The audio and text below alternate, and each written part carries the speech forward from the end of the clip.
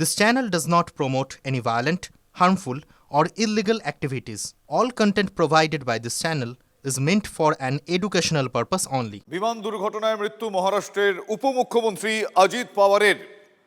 আজ অবতরণের আগেই ভেঙে পড়ে বিমানটি, আগুন ধরে যায় তাতে। কুয়াশার কারণে জরুরি অবতরণের সময় এই দুর্ঘটনা।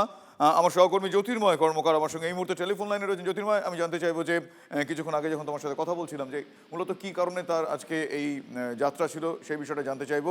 আর কস্ট কে কস্ট দিয়েই বিট করো with great eastern trading companies cost to cost offer. Cost to cost মানে সমস্ত টপ ব্র্যান্ডের TV, fridge, AC, washing machine একদম কস্ট প্রাইসে, সাথে 0% ডাউন পেমেন্ট, 2 ইএমআইস অফ আর 36 মান্থস ইএমআই। সিরিয়াসলি? হ্যাঁ, সঙ্গে 26,000 টাকা অবধি ক্যাশব্যাকও। রিপাবলিক ডে শপিং এর পারফেক্ট টাইম এটাই boss. Great eastern, we serve you the best. ঘন কুয়াশার কারণে নাকি জরুরি অবতরণের একটা বিষয় সামনে আসে, সেটাও বা কি কতটা জানা যাচ্ছে এখনো পর্যন্ত?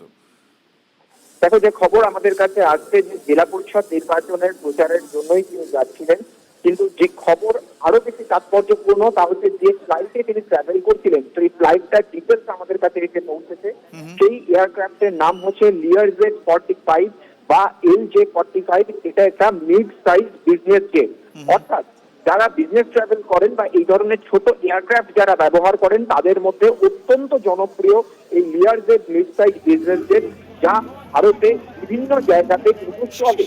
কিন্তু এর পাশাপাশি আরো কিছু তাৎপর্যপূর্ণ খবর আসছে যা চমকে দেওয়ার মতো। তা হচ্ছে 1995 সাল থেকে প্রোডাকশন শুরু হয় এবং 2003 সালে এই ফ্লাইটকে ভারতের মাটিতে সম্পূর্ণভাবে গ্রাউন্ডেড করে দেওয়া হয়, অর্থাৎ সম্পূর্ণভাবে চলাচল বন্ধ করে দেওয়া হয়। তার কারণ এই ফ্লাইটে একাধিক যান্ত্রিক ত্রুটি দেখা যায়, অর্থাৎ এর ভেতরে যে এয়ার প্রেসার, সেই এয়ার প্রেসারের প্রবলেম ছিল, যে উইন্ডশিল্ড প্রবলেম ছিল, এবং যখন অতি উচ্চতায় এই এয়ারক্রাফট উঠত সেই সময় উইন্ডশিল্ডে দেখা যেত যে ফাটল দেখা দিচ্ছে। এবং এই একাধিক যান্ত্রিক ত্রুটির কারণে এই ফ্লাইটকে দীর্ঘ সময় পর্যন্ত এয়ারক্রাফটকে গ্রাউন্ডেড করে রাখা হয়। তার পরবর্তী ক্ষেত্রে আবারও রিমডেলিং করে এই এয়ারক্রাফটকে চালু করা হয় এবং তারপর থেকে অত্যন্ত জনপ্রিয় এয়ারক্রাফট যারা এই ধরনের ছোট এয়ারক্রাফট ভাড়া করে চলে। এবং এই এয়ারক্রাফটটি দীর্ঘদিন ধরেই কিন্তু ব্যবহার করছিলেন অজিত পাওয়ার তিনি প্রচারে, অর্থাৎ মুম্বাই মিউনিসিপাল ইলেকশনের প্রচারে, এবং তার পরবর্তী ক্ষেত্রে যে লোকাল ইলেকশনগুলো রয়েছে যেমন জেলা পরিষদের নির্বাচনে তিনি প্রচারে যাচ্ছেন, তিনি লাগাতার এই এয়ারক্রাফটটি তিনি ব্যবহার করছেন।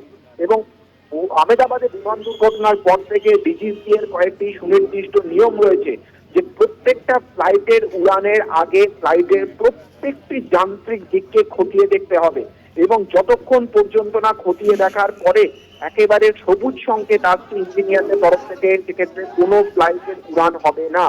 এক্ষেত্রে যখন মহারাষ্ট্রের উপমুখ্যমন্ত্রী ট্রাভেল করছেন, একজন ভিভিআইপি যখন ট্রাভেল করছেন, স্বাভাবিকভাবেই এই প্রোটোকল গুলো মানা হয়েছিল কিনা সেই প্রশ্ন অত্যন্ত প্রাসঙ্গিক ভাবে আসবে। যে প্রশ্ন ইতিমধ্যেই অত্যন্ত সাদা চোখে বা একেবারে লেম্যানের দৃষ্টিতে আমরা তুলতে পারি তা হচ্ছে যে রুট দিয়ে এই ফ্লাইট যাচ্ছে, যখন সেই এলাকার ওয়েদার রিপোর্ট স্পষ্টভাবে দেখাচ্ছে যে সেখানে দৃশ্যমানতা অত্যন্ত কম, পাহাড়ি এলাকা দিয়ে এই এয়ারক্রাফটকে যেতে হবে, তারপরেও এটিসি কেন ছাড়পত্র দিয়েছিল সেই প্রসঙ্গ প্রাসঙ্গিকভাবেই থেকে যাচ্ছে।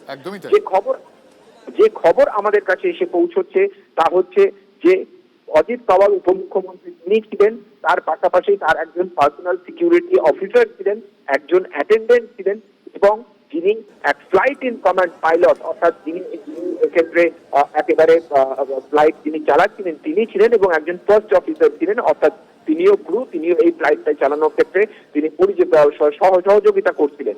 দুজন পাইলট এবং তার পাশাপাশি আরো 3 জন, মোট এই ফ্লাইটে মোট 5 জন ছিলেন। প্রাথমিকভাবে যে খবর আমাদের কাছে এসে পৌঁছয়, যে কথা আমরা জানাচ্ছিলাম যে সাধারণ মানুষ বা প্রত্যক্ষদর্শী প্রথম যারা দুর্ঘটনার স্থলে এসে পৌঁছেছিল তারাই জানিয়েছিল যে ফ্লাইট যেভাবে এয়ারক্রাফটটি ধ্বংসস্তূপের মতো হয়ে দাউ দাউ করে জ্বলছে সেখান থেকে জীবন্ত অবস্থায় কাউকে উদ্ধার করা সম্ভব নয়। পুলিশ এসে পৌঁছয়, দমকল এসে পৌঁছয়, আগুন নিয়ন্ত্রণে আনার চেষ্টা হয়, এবং তারপর থেকে ভেতর থেকে এক এক করে 5 জনকে বের করা হয় এবং তাদের নিয়ে যাওয়া হয় স্থানীয় হাসপাতালে। কি অবস্থায় তাদেরকে নিয়ে যাওয়া হয়েছিল তা প্রত্যক্ষদর্শী বা স্থানীয় মানুষ দেখতে পাননি। স্বাভাবিকভাবেই কিন্তু একটা প্রশ্ন উঠছিল যে অজিত পাওয়ার কি অবস্থায় আছে। সংবাদ সংস্থা পিটিআই প্রথম জানান যে মহারাষ্ট্রের উপমুখ্যমন্ত্রী তার আমি তোমাকে একটু থামাচ্ছি।